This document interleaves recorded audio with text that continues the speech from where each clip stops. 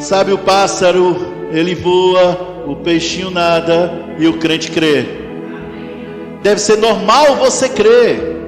Então, mesmo que você não veja acontecer, continua crendo e você terá surpresas.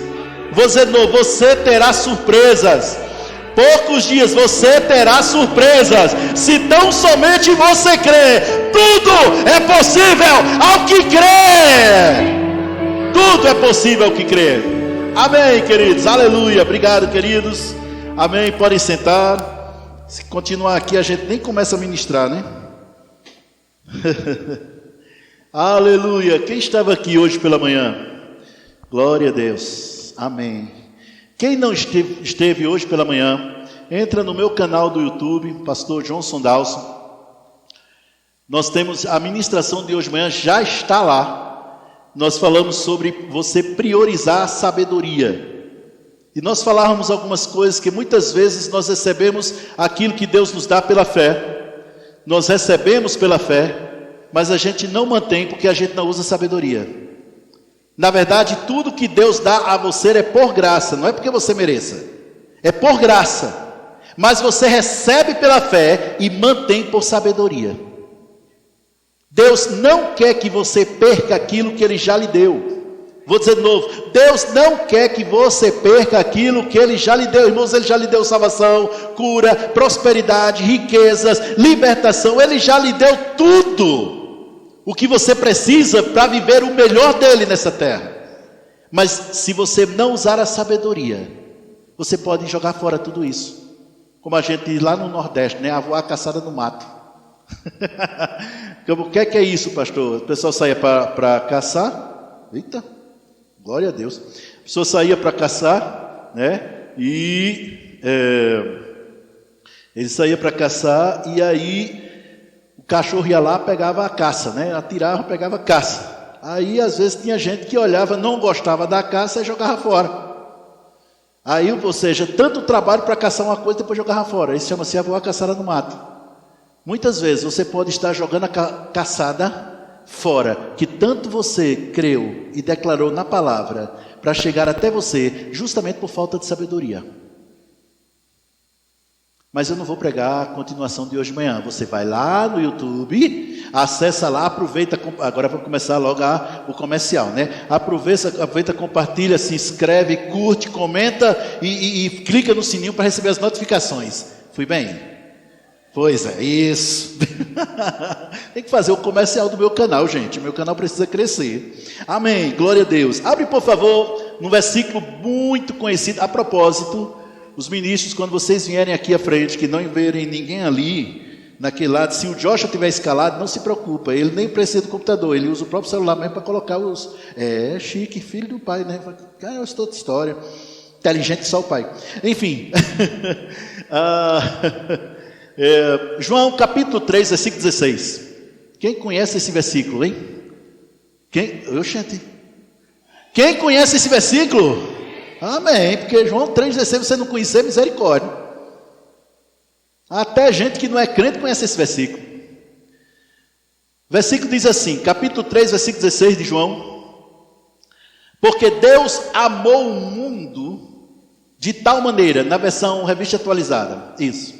Porque Deus amou o mundo de tal maneira que deu. Repete comigo. Deus deu. Isso. Porque Deus amou o mundo de tal maneira que deu o seu Filho unigênito. Ele não tinha um monte de filhos. Ele só tinha um filho. Ele não tinha milhões de filhos como ele tem hoje. Ele só tinha um. Deus amou o mundo de tal maneira que deu o seu único, o seu Filho unigênito. Alguém disse, e eu concordo, vou só repetir o que eu já ouvi. É possível dar sem amar, mas é impossível amar sem dar. Quando você ama, você doa. Quando você ama, você dá. É por isso que o principal mandamento da Bíblia é: ame. Amarás ao Senhor teu Deus, todo o teu coração, com toda a tua alma, de todo o teu entendimento. E amarás o teu próximo como Cristo amou você. E como foi que Cristo nos amou? Dando, doando. Estou entendendo até aqui, gente? Preste atenção nisso. Deus amou o mundo de tal maneira que deu o seu Filho unigênito, para que todo aquele que nele crê, não é só alguns, é todo mundo, todo aquele que nele crê, não pereça, mas tenha a vida eterna. Ok, nós já sabemos desse versículo, pastor, a gente já viu esse versículo N vezes. A grande verdade, eu quero ficar um pouco aqui. Deus plantou o que ele tinha de melhor para resgatar aquilo que havia de pior. Eu e você. Vou repetir.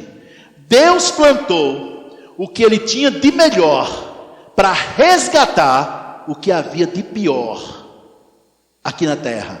Eu e tu.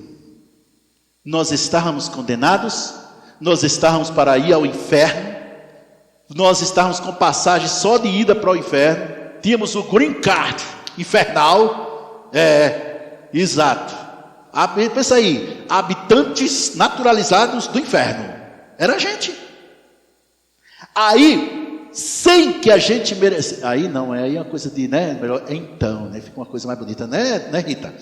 Então... Deus simplesmente por nos amar, Ele deu o que Ele tinha de mais precioso para nos resgatar e nos tornar o melhor. Hoje você é o melhor de Deus nessa terra. Ele só tinha um, Jesus. Hoje nós somos milhões, porque Deus plantou o seu melhor aqui na terra. Para quê? Para nos resgatar e nos tornar o melhor. Amém, queridos? Então, quando se trata de plantação, ninguém supera Deus no dar, no plantar. Ele planta para valer. Já notou? Se algo você recebe de Deus e é um pouquinho, é porque não é a abundância de Deus. É uma semente, Ele está mandando você plantar isso. Aí tem gente que come. Não, meu irmão, quando é colheita é abundância. É em todas as áreas. Então, se o nosso Pai plantou o seu melhor, o que a gente tem que fazer? Tema da mensagem de hoje: plante sempre o seu melhor. Plante sempre o seu melhor. Essa coisa de plantar e receber, plantar e colher, plantar e colher, plantar e colher, foi uma lei que Deus estabeleceu nessa terra.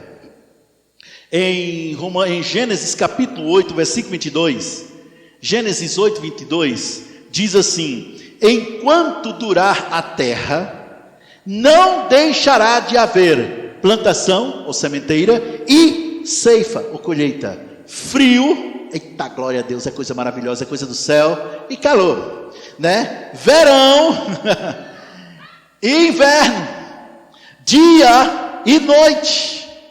Observe uma coisa, veja bem, olha só, plantação e colheita, todo mundo sabe disso. Frio e calor, todo mundo sabe disso. Verão e inverno, em todo canto tem.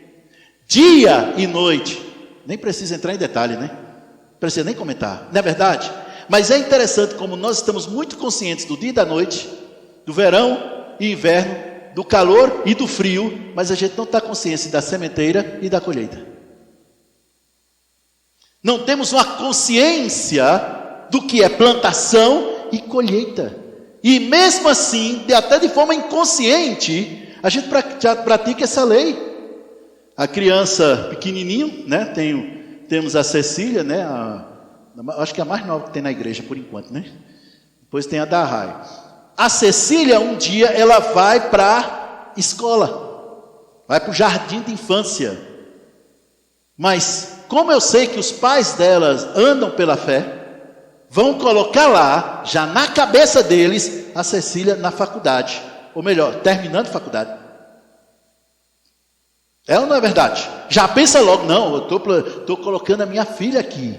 Ela vai aprender, ela vai crescer, ela vai fazer o ensino fundamental 1, fundamental 2, depois vem o ensino médio, depois vem a faculdade, depois vem pós-graduação, MBA, doutorado, pós-doutorado, eita glória!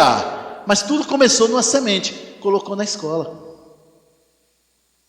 E aquela criança naquela escola vai receber conhecimento para crescer. Isso é uma lei estabelecida por Deus. Se você não gosta do que está colhendo, não fica reclamando, preste atenção no que você está plantando. Se você não colhe o melhor, é porque sua plantação não está sendo melhor. É possível plantar o pior? É. Aliás, só é. É possível plantar o pior? Sim. É possível dar o que resta? Sim. Vamos começar, eu não vou nem começar agora sobre finanças, depois a gente fala sobre finanças. Mas vamos começar do tempo. Qual é a melhor hora do seu dia? A maioria de nós, a melhor hora do dia é a hora que acorda. A mente desanuviada, tudo beleza. Por que não dedicar esse tempo ao Senhor? Pastor, porque eu tenho muito o que fazer. Então com Deus só vai ser o que restante. Porque você está plantando apenas no seu trabalho, melhor que você tem, você está plantando no seu trabalho. E o que resta, dá a Deus? Não é por aí não. Vocês estão entendendo até aqui? Sempre dê a Deus o seu melhor. É interessante, porque todas as vezes, Carlene, que vem uma instrução de Deus para eu plantar algo na vida de alguém, nunca é o que resta. Sempre é o que eu tenho de melhor. E o principal, detalhe que estou precisando, é justamente isso que eu dei. O quê? Isso? E eu vou ficar sem? Não, você vai colher. É isso que há uma valorização. Você vai fazer um trabalho para o Senhor. Você vai fazer algo para Deus. Qualquer coisa para Deus. Vamos fazer, né? Vamos fazer. Deixa eu ver que tempo eu tenho. Acho que eu não tenho tempo essa semana não, deixa para a próxima. Você não está dando o melhor, você está dando o pior. E você diz que é filho de Deus, aí dá ao seu pai o seu pior? Aquele que deu o seu melhor por você? Um amém. Eu sei que essa é igual que hoje de manhã, essa ministração não é exatamente popular nem para pular. Pensei que todo mundo ia sair correndo, né? Quer dizer, eu não imaginei que eu ia sair correndo, mas ia ficar um silêncio, Jesus. A grande verdade é, o que você tem dado a Deus? Pegando o gancho de hoje de manhã, entra lá no canal, hein? Tá lá, priorize a sabedoria. Você ouça, assista, curta, compartilhe, já sabe, o restante. Pegando o gancho, não é sábio oferecer a Deus aquilo que você não tem de melhor. É coisa de nécio, é coisa de insensato. Ou se você quiser no brasileiro, português tupiniquim, otário. Não dá o melhor para Deus. Por quê? Porque Ele deu o seu melhor, quando você nem merecia. E Deus é digno, meu irmão, de honra, de glória, de louvor, de exaltação, de adoração. Ele é digno de tudo. Eu já falei aqui, mas eu vou repetir, porque eu estou com o microfone, falo mesmo, e vocês que escutam de novo. Uma pessoa que eu conheço, que ele é uma espécie de... Ele é uma coisa... Ele é muito forte na área de TI. Ele é um verdadeiro ícone na área de TI. Todo mundo nessa área de TI, o cara é fera, ele é bom mesmo, muito bom. E ele coloca lá nas comunidades, todas as comunidades que ele faz parte. Todo mundo que trabalha dentro dessa área de TI, a grande maioria conhece ele. Seja do Brasil ou de fora, como conhece ele. Mas ele colocou lá nas suas comunidades, ele bota o ícone, né, que é a foto dele, e embaixo ele diz, a quem me deu a vida, lhe darei o meu tudo. Crente fiel a Deus, e dá sempre o melhor. Quando você separa o seu dízimo e a sua oferta, você é dizimista, você é ofertante, você separa o seu dízimo e a sua oferta, você não separa do que resta, e sim a primícia. A primeira coisa é o do Senhor, depois vem o resto. É o melhor. Vamos ver uma coisa importante? Gostaria que vocês abrissem Gênesis capítulo 4. Gênesis 4. Aleluia. Gênesis 4.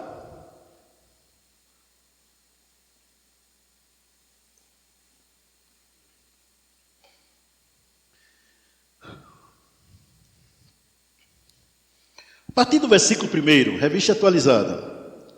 Coabitou o homem com Eva, sua mulher, esta concebeu e deu à luz a Caim. Então disse, adquiri um varão com auxílio do Senhor. Então deu à luz a Abel. Depois deu à luz a Abel, seu irmão. Abel foi pastor de ovelhas e Caim lavrador. Aconteceu que, no fim de uns dias, trouxe Caim do fruto da terra uma oferta ao Senhor. Abel, por sua vez, trouxe das primícias do seu rebanho e da gordura deste. Observe que como a Bíblia destaca, quando se fala de Caim, diz, no fim de uns tempos, trouxe Caim uma oferta ao Senhor, do fruto da terra. No versículo 4 diz, Abel, por sua vez, trouxe das primícias do seu rebanho. Não foi depois de algum tempo. Não foi esperar que a coisa... Não, ele deu logo no início. As primícias do seu rebanho e da gordura deste. Agradou-se o Senhor Deus de Abel e de sua oferta. Você sempre estará associado àquilo que você dá a Deus. Eu vou dizer de novo, você sempre estará associado àquilo que você dá a Deus. Deus, você vem com a oferta na mão, seja lá quanto for, o que for. Mas Deus está olhando o seu coração.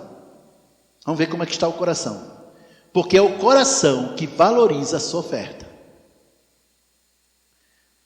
Ao passo que de Caim e de sua oferta, olha a associação, de Caim e de sua oferta, não se agradou, irou-se, pois, sobremaneira Caim, descaiu-lhe o semblante. Rapaz, eu ficava com esse texto aqui, e eu ficava pensando, meu Deus, por quê? Qual foi o problema? Na minha cabeça, os dois deram, os dois plantaram, os dois semearam, os dois ofertaram, os dois deram sacrifício. Qual o problema aqui? Até que eu fui ver no hebraico, essa palavra, no fim de uns tempos, ela é traduzida no hebraico da seguinte maneira: Caim plantou, regou, cresceu, frutificou, ele comeu. Plantou de novo, regou, cresceu, frutificou, ele pegou e comeu. Plantou de novo, cresceu, ele regou, cresceu, frutificou, aí ele pegou, comeu, e do que resta, ele deu a Deus. É isso que Deus não aceita. Tiro na sua vida também não será o terceiro. Por quê? Porque na nossa vida, o primeiro lugar só tem espaço para um. Só tem espaço para um. Um pastor amigo meu, ele falou certa vez, ele disse, pastor João, ele disse, se Deus não ocupa o primeiro lugar na sua vida, ele também não ocupará o restante. Não ocupará mais nenhum lugar. O primeiro é para ele, o melhor é para ele, o seu melhor é para ele. E muitas vezes, vocês sabem muito bem que Deus não precisa de dinheiro do céu. Quem sabe disso?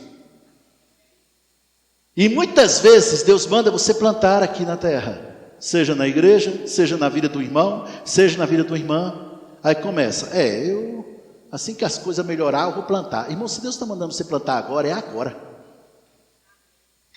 Não espere, escute bem, não espere as coisas melhorarem. Plante agora, porque você estará plantando o seu melhor. Mas é tão pouquinho, é aí que está o detalhe. A oferta que vem no seu coração nunca é pouquinho. Pode ser 50 centavos, pode ser 30 centavos. Se é o principal e o melhor que você tem, houve uma certa vez, uma pessoa, uma viúva pobre, que deu bem menos de 30 centavos. ela deu menos de 10 centavos. Aquela viúva pobre que Jesus estava lá, o gasofilácio, era uma coisa semelhante a essa daí, só que bem maior. E os ricos despejavam, haja grana. Aí lá vem a viúva pobre. Ela deu duas moedinhas. Essas 2 moedinhas eram 2 quadrantes, somados não dava 10 centavos. Aí Jesus disse, ela deu mais do que todos, porque ela deu o que tinha. Paulo, anos depois, Paulo disse, aquele que planta muito, colhe muito. Quem planta pouco, colhe pouco. A pergunta é, se ela deu o seu melhor, quem colheu mais do que todo mundo ali? Ela. Vocês estão entendendo isso, gente? É por isso que lá no céu, você vai ver pessoas, grandes ministros, pessoas que foram pastores aqui embaixo de, 150 igrejas, 200 igrejas, recebendo recompensa desse tamanho. E pessoas que tudo que fizeram na vida foi lavar banheiro de igreja e varrer a calçada, receber grandes recompensas. Por quê? Porque eles deram o seu melhor e os outros não. Vocês estão entendendo? Naquela parábola dos 5 talentos, quem sabe a parábola dos 5 talentos? A um deu 5, a outro deu 2 e a outro deu 1. Vocês concordam comigo que a pessoa que recebeu 5 talentos iria trabalhar muito mais do que quem recebeu 1? Quem recebeu 1 talento trabalharia muito menos. Mas o que foi que ele fez? Ele não deu o seu melhor. Preferiu devolver a Deus aquilo que Deus já tinha dado para ele. Preferiu devolver. Não deu o seu melhor. Está todo mundo entendendo? Irmãos, quando pessoas chegam aqui na igreja que querem trabalhar, nós seguimos o estatuto do Ministério Verbo da Vida. Todo mundo tem que fazer discipulado, para poder fazer alguma coisa na igreja. Mas uma vez que fez o discipulado, eu já fico de olho. Rapaz, bora trabalhar. Vamos fazer alguma coisa para Jesus. Por quê? Porque não existe no reino dos céus, no reino de Deus, ministério esquenta cadeira. Tem que trabalhar. Fazer alguma coisa para Jesus. Dar o seu melhor. Agora isso é em tudo, meu irmão. Todas as áreas. Você está dando o seu melhor? Você está dando o que resta? Você está dando apenas aquilo que sobra? Ou você está dando tudo o que você pode? Vocês estão entendendo até aqui, gente? Quando eu canto misericórdia, eu não exatamente, diz, quem canta seus males espanta, os meus não espanta de jeito nenhum, a benção é grande. Tem muito mais gente que canta muito melhor do que eu. Mas eu dou o meu melhor. O que eu tenho de melhor. Mesmo que alguns se levantem e vá lá para fora e espera o louvor terminar para depois entrar. Tudo bem, beleza. Mas é o meu melhor. Vocês estão entendendo até aqui? Um grande amigo meu, um homem de Deus também, ministro da palavra, um mestre. Ele não é um pastor, ele é um mestre. Eu lembro que ele simplesmente, ele descobriu que os livros, existia muito mais livros do irmão Reagan em inglês do que propriamente em português na época. Digamos assim que tivesse uns 30 livros em português, e em inglês tinha mais de 400. Era por aí, a proporção era essa. O que foi que ele fez? Irmãos, ele foi aprender inglês. Sim, mas aí ele não tinha dinheiro para pagar curso de inglês. Ele aprendeu sozinho. Colocava filme lá, com legenda, depois tirava a legenda e aquela coisa toda, aquela dificuldade, e chegavam os americanos, lá ele ia falar com os americanos, aí, aquela coisa enrolada, todo mundo ria da cara dele, ele ria junto, mas aprendeu. Ele aprendeu inglês para ler os livros de irmão Reagan, e assim obter mais conhecimento para abençoar vidas. Isso é dar o melhor. Vocês estão entendendo isso? Isso é dar o melhor. O que é que você tem dado a Deus? É o seu melhor? Ou é o que resta? Ou é o que sobra? O que é que você tem trazido para Deus? Vamos lá. Evangelho de João, capítulo 12. Evangelho de João 12.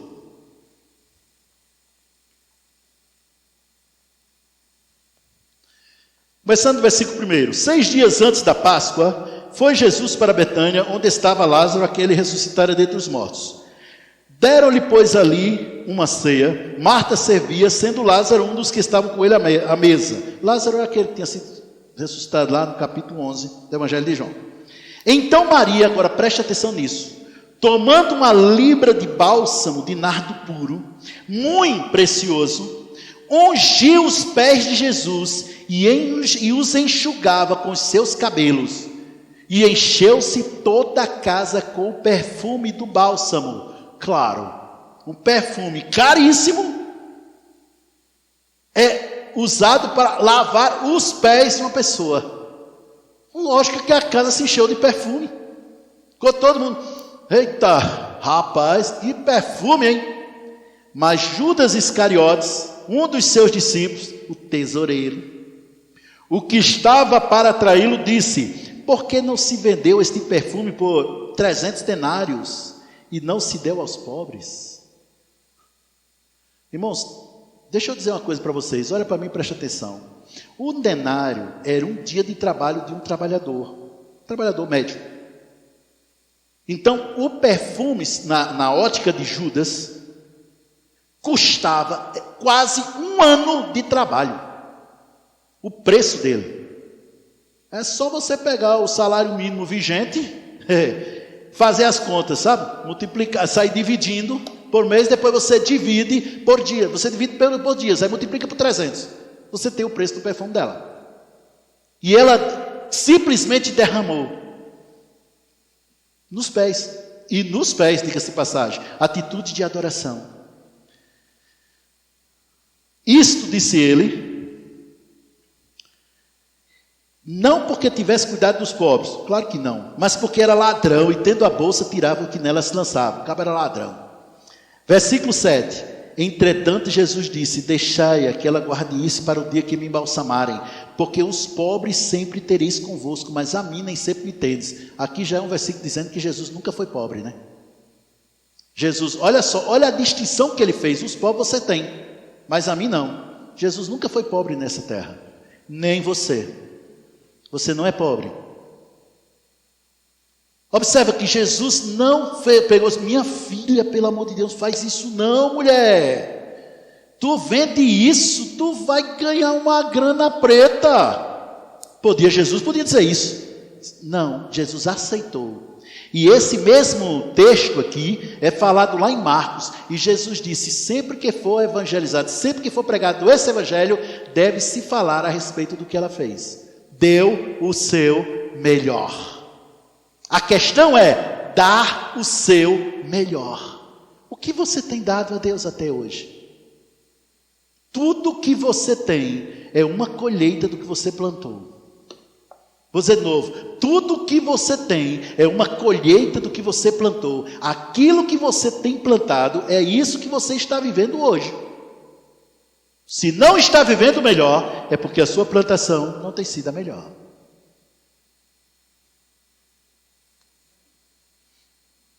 Eu já sei, realmente tem cada ministração, gente, que é uma bênção, acredite.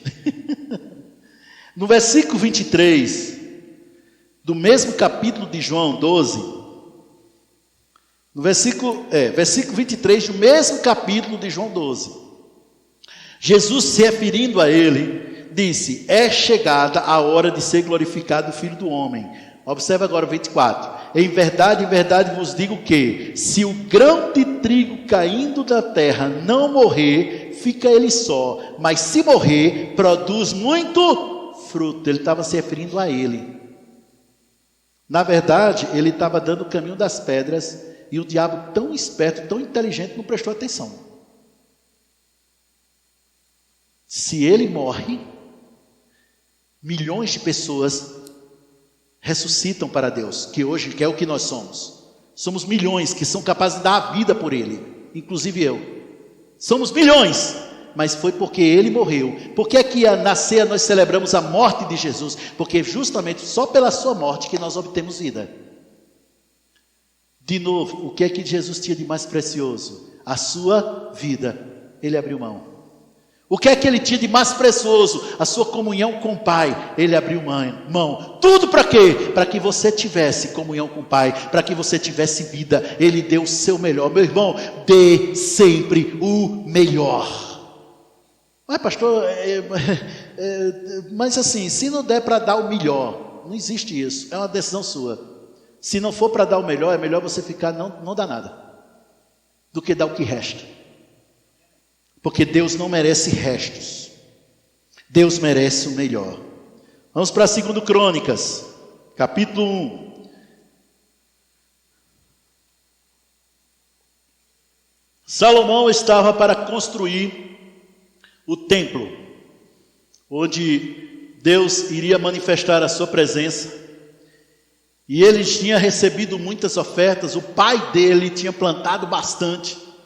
Os generais que serviram no tempo do pai dele já eram todos bem velhos e eram todos muito ricos, porque sempre que uma pessoa obedece a Deus, ele enriquece. Eu nunca vi ninguém que obedeceu a Deus e ficou pobre. Sempre que obedece a Deus, há riqueza. Pastor gosta de falar de riqueza, gosto. Eu prefiro falar da teologia da prosperidade do que da teologia da miséria, como muita gente prega. Deus nos chama de prósperos, rapaz. Por que eu não vou falar de prosperidade? Então, voltando, e eles eram, quando vamos começando da história lá para trás, quando Saul perseguia Davi, pouco mais de 400 homens se juntaram a Davi, mas eram aqueles homens que deviam só a 2 pessoas, Deus e o mundo. Eles não tinham nada, e aí eles não tinham para onde ir, se juntaram com Davi, e haja Davi correndo para um lado, correndo para o outro, Saul querendo matar ele, aquela coisa toda, e eles juntos. Era isso. Mas quando foi anos mais tarde, quando já estavam todos já bem velhinhos, Davi já tinha sido ungido rei, tinha reinado 40 anos sobre Israel, já estavam todos bem velhinhos, todos eram muito ricos, inclusive Davi, inclusive os generais, extremamente ricos, porque foram fiéis naquilo que foi colocado na mente deles, na vida deles. E Davi tinha tirado do seu tesouro particular e deu muito mesmo para a obra do Senhor, para a construção do templo. E aí ele incentivou aqueles generais, aqueles que estavam com ele, que já estavam tudo velho mesmo, a doar também, e eles tiraram dos seus tesouros particulares e deram também. Resultado, rapaz, tinha uma oferta enorme para construir esse templo. E na inauguração, quando foi para lançar a pedra fundamental, antes da construção do templo, é aqui que a gente chega, nesse ponto. 2 Crônicas, capítulo 1, no versículo 5. Também o altar de bronze que eu fizera a Bezalel, filho de Uri, estava ali diante do tabernáculo do Senhor, e Salomão e a congregação consultaram o Senhor. Olha, eles estavam no tabernáculo, o templo não tinha sido feito ainda. Versículo 6. Salomão ofereceu ali sacrifícios perante o Senhor, sobre o altar de bronze que estava na tenda da congregação, e ofereceu sobre ele, quanto? 1000 holocaustos. Não foi 2, 3, 4, foram 1000 holocaustos. Todos uma vez, sabe? Quando eles deram o seu melhor, na época era o que eles tinham de melhor. Por que era o que eles tinham de melhor? Vou explicar por quê. Quem já foi em Israel diz que a boa parte de Israel, quase 70% da terra de Israel, sempre foi deserto. Não tem essa coisa verde maravilhosa que nós temos aqui no estado de Goiás e no DF. Então, criar um boi ou criar alguma coisa, ovelha, que lá, rapaz, é caro. Por quê? Porque eles não tinham pastagens com tanta abundância como nós temos aqui. Então, um sacrifício, seja boi, seja carneiro, seja ovelha, se tornava algo extremamente caro. Detalhe, eles iam matar, né? Aspergir o sangue e tal, depois queimar, aquela coisa toda. Eles deram 1000 do que tinham de mais caro, do que eles tinham de mais caro. No versículo 7, isso foi durante o dia, Quando foi? No versículo 7, naquela mesma noite, apareceu Deus a Salomão e lhe disse: pede-me o que queres que eu te dê. Por quê? Porque eles tinham dado o seu melhor. Eles não davam o que sobrava. Eles não davam aquilo que sobrava. Em 2 Crônica, agora capítulo 7, agora a inauguração do templo. Na inauguração do templo, agora já tinha feito, no capítulos 2, 3 e 4, fala sobre como foi a construção do templo. No capítulo 5 e 6, fala quando a forma terminou. E no capítulo 7, fala da inauguração do templo. E na inauguração do templo, por incrível que pareça, Salomão, ele fez um culto de oração. Culto de oração devia ser um culto assim festivo, né? Inauguração. Não, ele fez um culto de oração. Ele falou a palavra e em seguida ele orou. É isso que a gente faz no culto de oração. Terça-feira nós teremos culto de oração. Quero ver todo mundo aqui. E aí o que aconteceu, irmãos? Observe uma coisa. Versículo 4. Na inauguração do templo. Então o rei e todo o povo ofereceram sacrifícios diante do Senhor.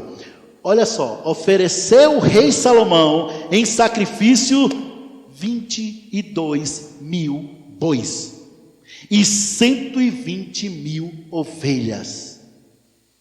O melhor que eles tinham foi 1.000. No início, na construção do templo, antes da construção. Depois da construção, eles tinham enriquecido, eles tinham prosperado e puderam dar 120.000 bois. 22.000 bois, 120.000 ovelhas. Porque deram o quê? O seu melhor. Está vendo que funciona? Plantação e colheita. Normalmente as minhas mensagens sempre vêm de porquês. Eu falei hoje isso pela manhã. Por que, Senhor? Porque fulano orou, cicrano orou, e a resposta não veio ainda. Por que que eu declarei, crendo, sem duvidar no meu coração, e ainda não estou vendo? Normalmente aí vem os porquês, aí os porquês vêm aqui. Não é uma pergunta, o porquê não é de dúvida. O porquê não é de dúvida. O porquê é para obter conhecimento. Para poder trazer para as minhas ovelhas o que elas precisam, o meu melhor. Vocês estão entendendo até aqui? Deus deu o seu melhor. Abel deu o seu melhor. Maria deu o seu melhor.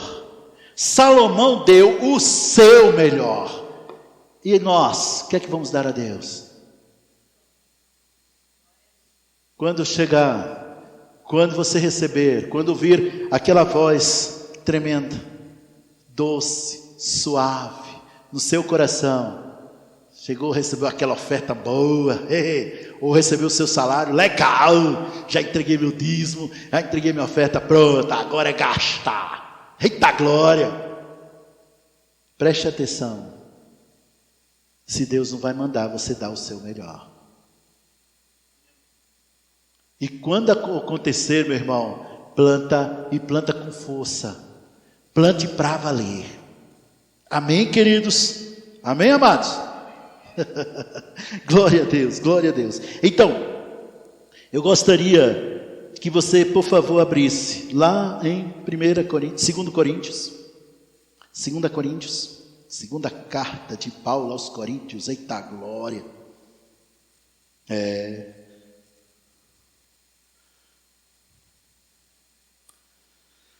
Segunda carta de Paulo aos Coríntios, capítulo 8.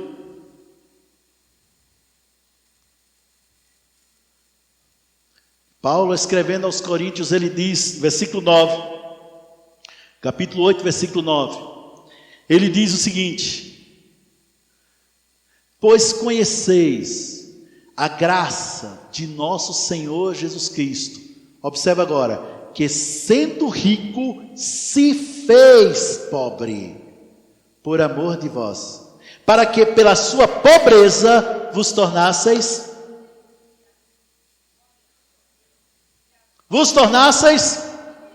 ricos.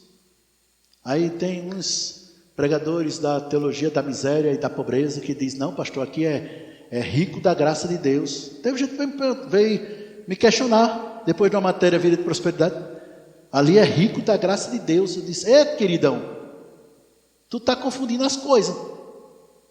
Disse, por quê?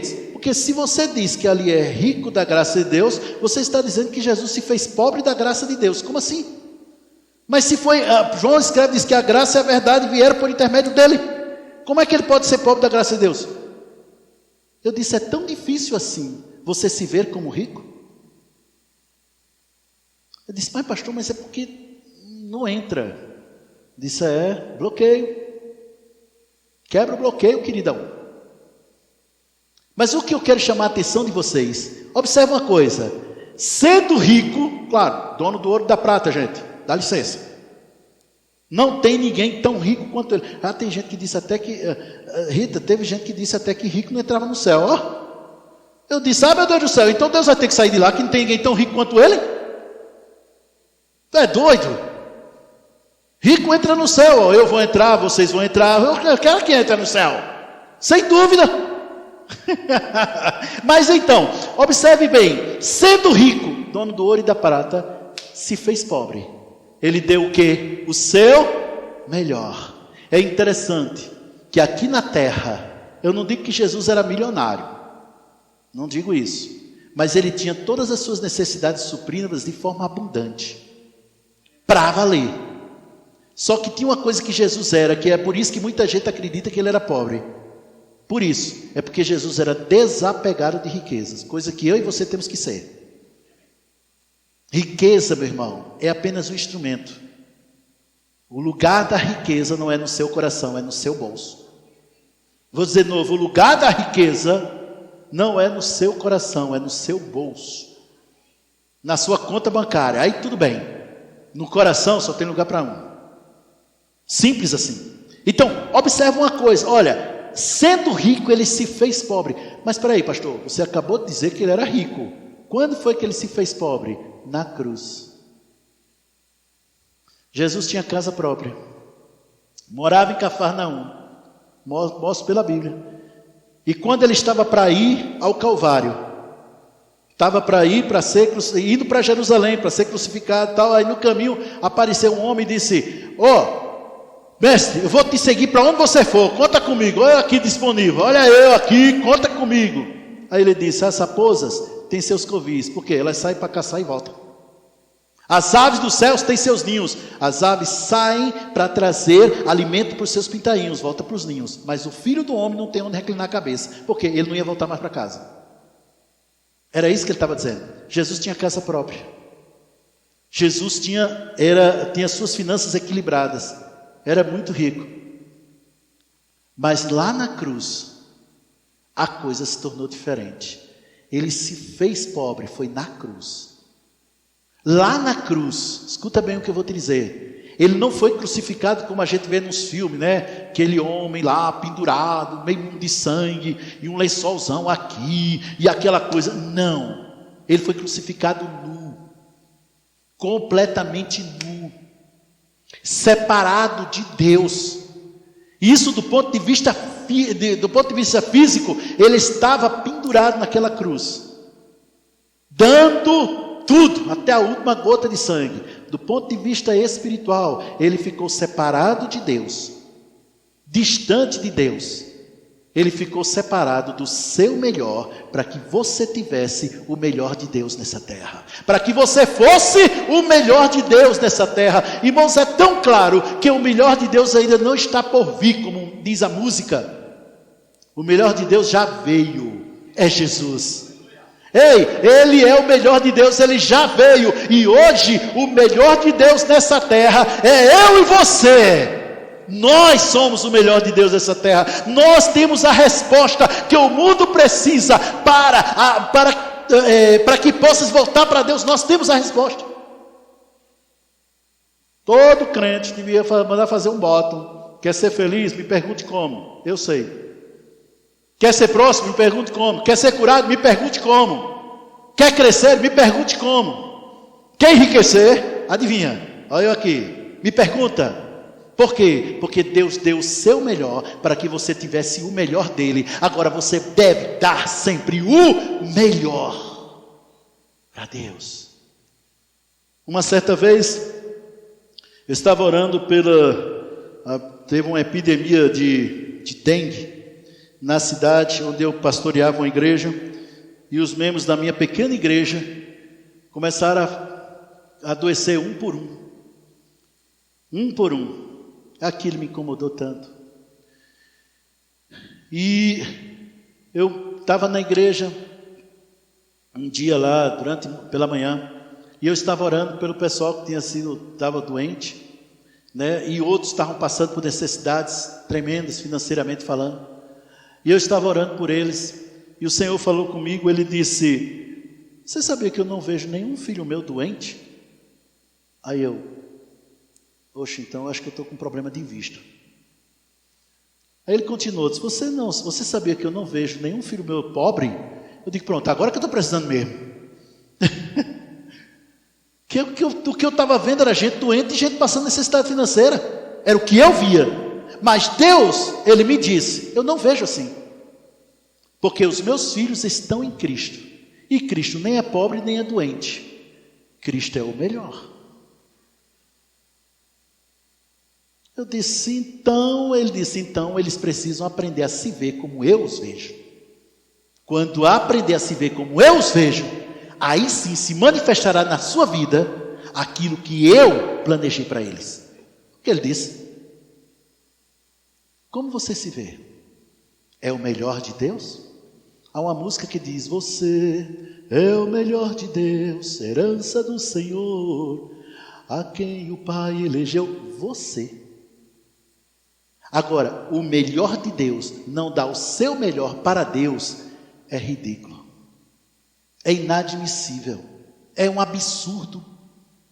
Você é o melhor de Deus, precisa dar o seu melhor. Estou encerrando, gente. Agora capítulo 9.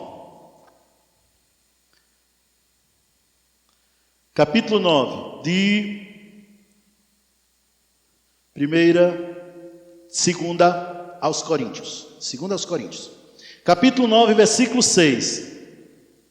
E isto afirmo: aquele que semeia pouco, pouco também ceifará. E o que semeia com fartura, com abundância também ceifará. Aí a gente já pensa logo: então quem dá R$1 dá menos do que aquele que deu 2 milhões de reais. Não necessariamente diante de Deus, não.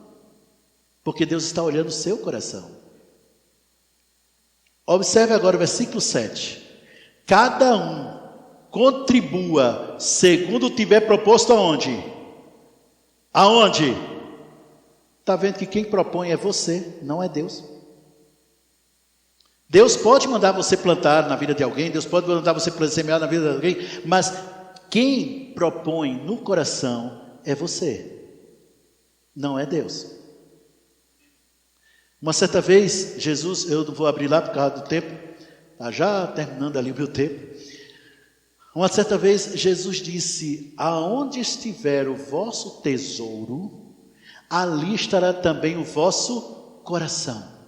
Então, é você quem define o que é bom, valioso, melhor, o tesouro. É você, não é Deus. Não é Deus. Sabe quando é que Deus pode dizer para você: te entregar o melhor? Claro que existe área financeira, claro que existe várias áreas. Mas sabe, aquele filho ou aquela filha que de vez em quando dá um trabalhinho, e o mundo diz, e muitos crentes acreditam: mas tem uma fase de rebeldia da adolescência. Os filhos de Deus não. Filho de Deus não, de jeito nenhum. Nós for no mundo, mas aqui não. Por que tem que ser? Quem disse que precisa ser rebelde? Quem falou que precisa ser rebelde? Satanás. Tu acredita nele? Aí, mas começa a dar um trabalhinho, e aí vem a fase da rebeldia. Mas Deus está dizendo: deixa ele comigo, não fica preocupado mais não. Marido, esposa, Ah, Jesus, sou homem para dar trabalho, meu Deus do céu. Ô, mulher para dar trabalho. Você consegue resolver? Não. Deixa com Deus. Não, melhor? Deixa com Deus. Toda oração que eu entreguei a Deus, certas situações que eu não podia resolver, eu deixei com Deus. Todas foram atendidas. Todas. E detalhe, foram atendidas de forma a extrapolar as expectativas que eu tinha. Eu pensei que ia melhorar. Mas eu não sabia que ia melhorar tanto. Por quê? Porque eu deixei com Deus. O que você tem de melhor? Deixa com Deus. Senhor, eu já orei, já declarei a palavra, já falei, já deixei de falar, já fiz de tudo, já bati, já deixei para morrer, dormir fora de casa, e não resolveu, o moleque continua dando trabalho. Deixa com Deus. Senhor, eu te entrego meu filho, te entrego a minha filha, está nas tuas mãos. Eu sei que você pode resolver, eu não posso, mas eu sei que você pode resolver. Ele é o teu melhor nessa terra, e eu sei que você vai agir. E descansa. E descansa. Agora isso é qualquer coisa. É o seu. E meu irmão, ei, escuta. O que você tem de melhor? Eu vou te dizer o que você tem de melhor. O que você tem de melhor é a paz de Deus no seu coração. É uma paz que não dá para ser entendível com a mente humana. É uma paz tão poderosa que se você deixar, ela simplesmente governa a tua mente e o teu coração, e você nunca vai saber o que é uma depressão. É a paz. Jesus disse: deixo-vos a paz, a minha paz vos dou. Ele deu a você. Então por que jogar fora aquilo que Deus te deu? Se refugie na paz. Eu não ia falar sobre isso agora. Meu tempo até já estourou, mas eu preciso falar agora. Eu não ia falar. Aprenda a se refugiar na paz de Deus. Como é que eu faço para me refugiar na paz de Deus? Eu não vou me preocupar com nada. Agora, e segure a decisão, tá? Não diga, eu não vou me preocupar amanhã. Ai, meu Deus do céu. Não. Segura. Não vou. Mas escuta, o mundo está acabando. Tá. Deixa eu te falar uma verdade. Ei, escuta. O mundo não é o melhor de Deus. Deus deu o melhor dele para o mundo, mas o mundo não é o melhor de Deus. E eu vou te dizer uma coisa, que não é preciso ser muito espiritual para você ver isso. O mundo só vai piorar. O mundo só vai piorar. É daí para pior. Daí para pior. Mas você só vai melhorar quando o seu melhor estiver em Deus. Quando aquilo que for o seu melhor estiver em Deus. Dê o seu melhor. O melhor que você tem. O que eu tenho é dê. Mas é tão pouquinho. Dê. Mas está... Oh, meu Deus do céu. Mas deixa melhorar um pouquinho, pastor. Não, meu irmão. Dê agora. Porque não vai melhorar um pouquinho. Vai melhorar muito. Quando você planta, quando você semeia o seu melhor, o melhor de Deus passa a ser a sua colheita. Quando você planta, quando você semeia o seu melhor, o melhor de Deus passa a ser a sua colheita. E eu olho na palavra e eu não vejo um único versículo dizendo: ore por colheita, peça a Deus colheita. Não sei que talvez o pastor Cristóvão, o pastor Franco, vocês viram isso na Bíblia de vocês? Eu não vi não. Eu não vi. O que eu vejo é plante e a colheita chega. Porque a plantação é opcional e a colheita é o que é obrigatória. Não importa onde você estiver, você colherá aquilo que você plantou. É isso que Deus tem. Plante o seu melhor, dê o seu melhor e você colherá o melhor.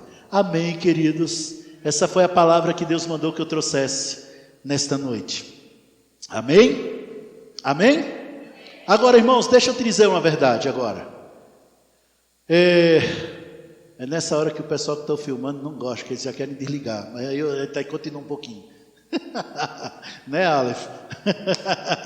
Deixa eu dizer uma coisa para vocês. Não sai daqui dizendo, nossa, que palavra maravilhosa. Amém, glória a Deus. Pense nos versículos, maravilhoso. Aí amanhã você já esqueceu. Tem uns que até ficam um pouco mais. Chega na quarta-feira ainda estão lembrando um versículo, não sei qual foi. Foi lá no Novo Testamento. Não, foi no Velho. Não. Vá pensando onde você vai aplicar. É você que aplica essa palavra na sua vida. É você. Sabe, a palavra de Deus, Jesus uma vez, certa vez, comparou a semente. É você que é o solo. O seu coração é o solo. A prática dessa palavra é o que fará a diferença na sua vida. 2024 está aí. Cheio de oportunidades e de portas abertas que Deus abriu para mim e para você. Cheio de bênçãos inéditas, coisas que nunca aconteceram na sua vida, vai acontecer em 2024. Vai acontecer, coisas que nunca aconteceu na sua família, vai acontecer. Você vai ser o primeiro da sua família a desfrutar de coisas grandes e maravilhosas que Deus já te deu. Mas planta o melhor agora. Plante o seu melhor. Pratique e você verá o que a palavra de Deus fará na sua vida. Amém? Agora sim, terminei. Olá! Muito bom ter você até agora aqui conosco, ouvindo essa palavra. E eu tenho certeza que você foi amplamente edificado com isso. E eu quero te dizer que não para por aqui. Deus tem um presente para você. Se você ainda não confessou Jesus como seu Salvador, eu te convido a fazer essa oração de confissão comigo, porque através dessa oração de confissão você vai ter uma nova vida, a própria vida de Deus dentro de você. Repita esta oração comigo. Deus, eu confesso que Jesus é o meu Senhor e eu creio que Ele ressuscitou dentre os mortos através do Teu Espírito e eu faço dele o Senhor da minha vida. Eu recebo a vida de Deus dentro de mim. Em nome de Jesus, amém. Muito obrigada. Agora que você fez a sua confissão, você faz parte da família de Deus. Eu quero que você clique neste link aqui abaixo e você deixe o seu contato, que nós iremos entrar em contato com você para lhe conhecer melhor e dar as boas-vindas a você, a essa grande família. Prospere e avance.